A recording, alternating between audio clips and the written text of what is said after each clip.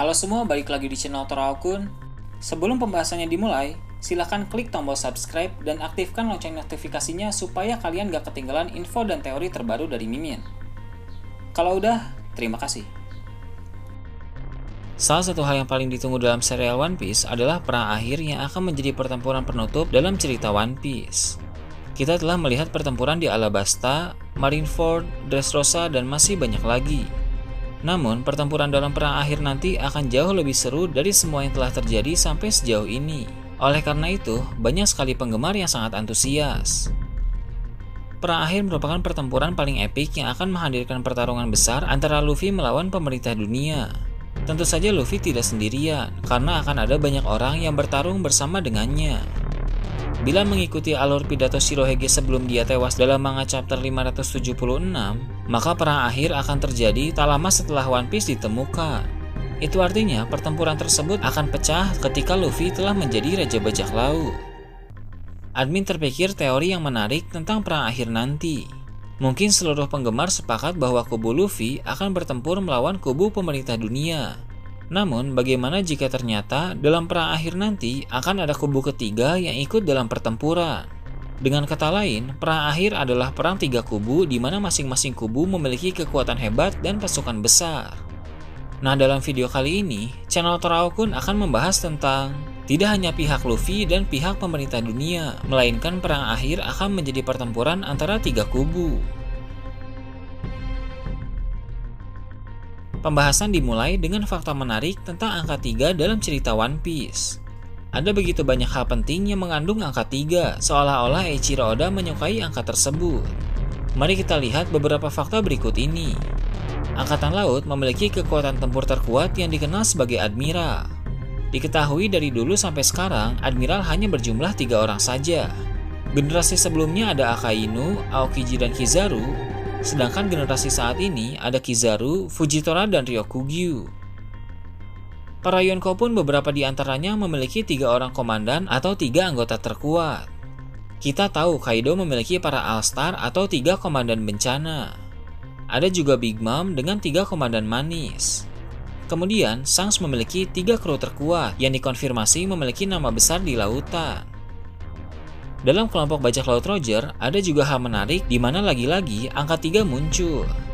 Di sana terdapat 3 orang yang memiliki nama yang bisa mewakili unsur logam.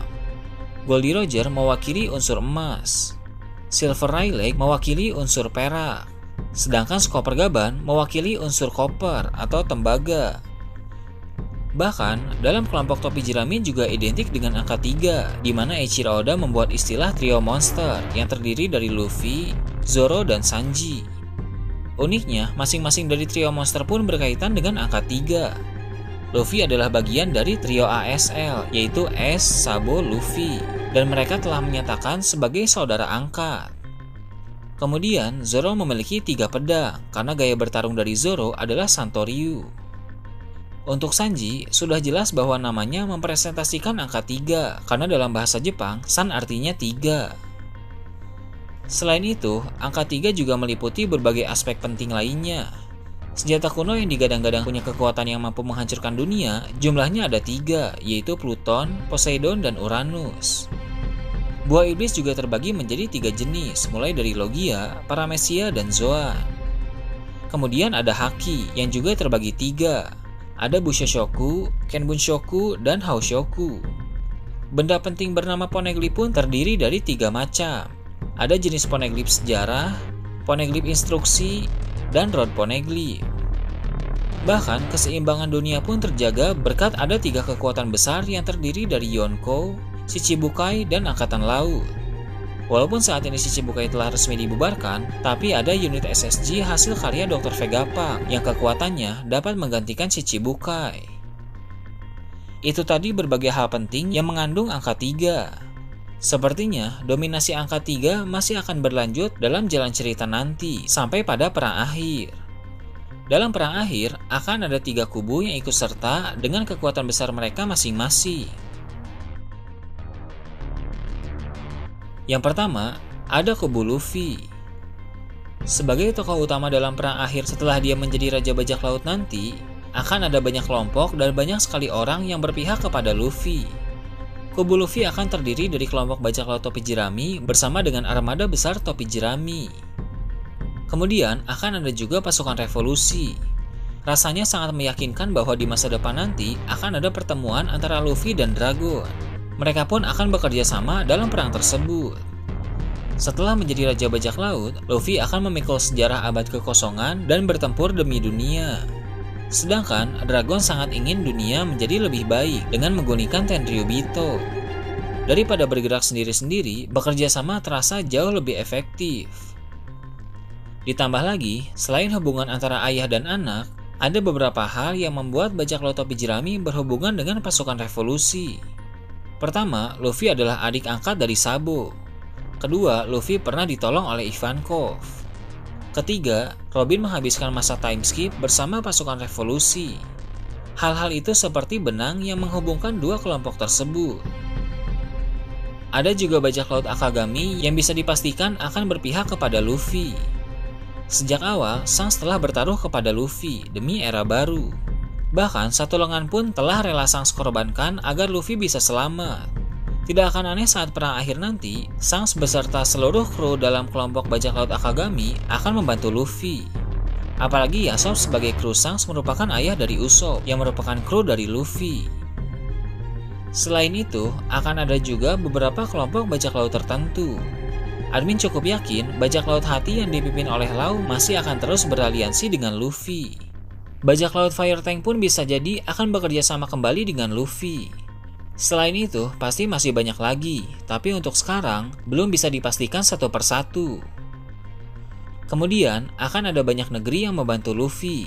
Misalnya Wano Kuni yang nanti akan kembali dikuasai oleh keluarga Kozuki, lalu kerajaan Alabasta, kerajaan Dressrosa, dan kerajaan Ryugu. Selain itu, pasti akan ada yang lain juga, termasuk negeri-negeri yang berhubungan dengan pasukan revolusi. Salah satu alasan mengapa akan ada banyak kerajaan yang bergabung, itu karena rahasia dan kebusukan pemerintah dunia akan segera terungkap. Yang kedua, ada kubu pemerintah dunia. Meski banyak pihak membantu Luffy, pemerintah dunia tetap tidak bisa diremehkan. Mereka tangguh dengan kekuatan besar yang mereka miliki. Pemerintah dunia pasti akan dibantu oleh Angkatan Laut, mengingat Angkatan Laut merupakan kekuatan tempur terkuat milik pemerintah dunia. Dalam Angkatan Laut, ada banyak orang hebat seperti Akainu dan para admiral.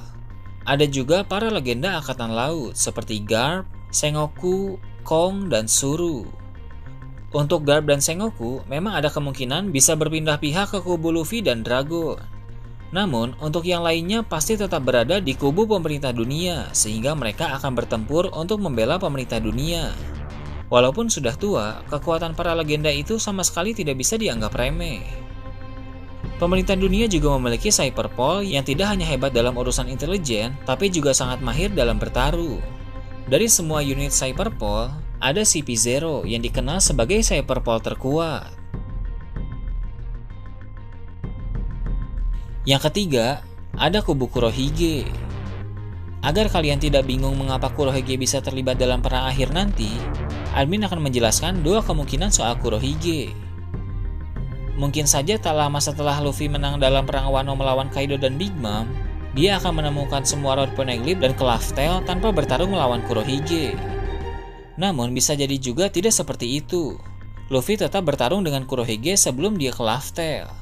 Tapi, seperti kebiasaan Luffy terhadap musuh-musuhnya, dia tidak akan membunuh Kurohige. Maka dari itu, Kurohige yang masih hidup tidak akan diam saja dalam perang akhir nanti. Melihat permusuhan antara Kurohige dan Luffy, mereka tidak mungkin bekerja sama. Sekalipun Kurohige bekerja sama dengan Luffy, pada akhirnya Kurohige pasti akan berkhianat, mengingat sifat licik yang dia miliki. Pihak Luffy juga tidak akan mau. Mustahil Luffy bekerja sama dengan orang yang telah menyerahkan Ace ke Angkatan Laut, yang mengakibatkan Ace mati di tangan Akainu.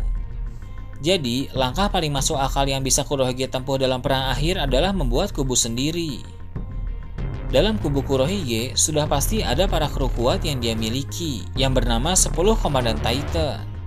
Namun, Kurohige pasti sadar bahwa kekuatan tempur mereka tidak sebanding dengan kubu Luffy dan kubu pemerintah dunia. Oleh karena itu, Kurohige akan merangkul orang-orang kuat yang lainnya. Pada saat penjara Impel Down dibobol oleh Kurohige dan Luffy, banyak tahanan yang kabur, termasuk tahanan Impel Down level 6. Selain yang telah direkrut oleh Kurohige, masih banyak lagi yang kabur. Para tahanan level 6 itu disebut sebagai Silver Medalist. Silver Medalist adalah sebutan bagi orang-orang yang dalam karirnya sebagai kriminal hanya pernah dikalahkan oleh Shirohige dan Roger. Crocodile pernah berkata bahwa jumlah para Silver Medalist cukup banyak. Dengan begitu, para penjahat terkuat itu bisa bergabung dengan Kurohige. Ditambah lagi, bajak laut Kurohige sedang gencar-gencarnya mencari buah iblis, maka para krunya juga pasti akan bertambah kuat. Moria juga sepertinya akan bergabung dengan Kurohige, sehingga bajak laut Kurohige akan memiliki banyak pasukan zombie ciptaan Moria. Dengan begitu, perang akhir akan menjadi perang 3 kubu, yaitu kubu Luffy, kubu pemerintah dunia, dan kubu Kurohige. Gimana menurut kalian? Silahkan tulis di kolom komentar di bawah.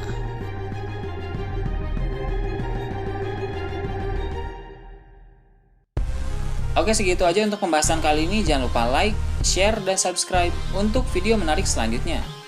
Gue Toraokun, Shambles.